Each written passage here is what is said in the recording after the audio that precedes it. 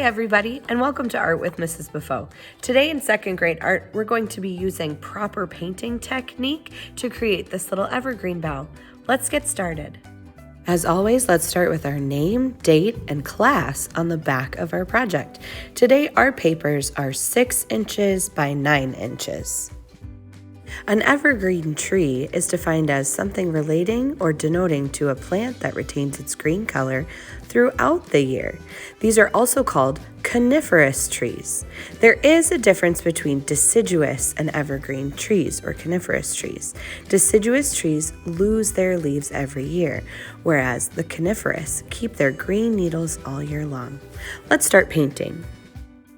Today, we're trying to remember to use proper painting technique throughout our project. Did you see how I swirled my paintbrush in the paint to get a nice thick layer of paint? Now, I'm going some nice straight lines with some little Y branches off. You can see that I go over those lines a couple times.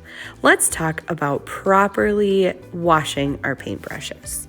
Paintbrush care and maintenance is one way that we can keep our art materials nice for years to come. In 4 easy steps, let's learn how to wash our paintbrushes properly. We've done this before, so for some of you, this is a review or relearning. The first thing you do with your dirty paintbrush is to pet the bottom of your water cup with the bristles, that's the hair on your paintbrush. Then I have paper towels out for you. You're going to paint that water onto your paper towel. That's going to remove that extra dirty water and maybe some paint that was left over in the bristles.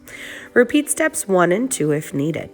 Next, you're going to pick up your paper towel and squeeze your brush bristles gently with the paper towel to remove any excess water or paint. After that, you get to go on and load your paintbrush with some more paint. So let's look at this in action. I'm petting the bottom. I'm going around and around in circles just like you would pet something nice and gentle. Now I'm painting the water on. You can see I'm redoing that step. Now I wrap around and I gently squeeze and I check and see if there's any other paint. Okay, the next step in our project is applying our green bristles to our branches. I'm using short diagonal lines on one side of my branch. Now I'm going to do the same thing on the other side. Do you see how they're both facing the outside of my paper? We want our bristles to look like a real evergreen, and evergreens grow this way, where all of the needles face the same way.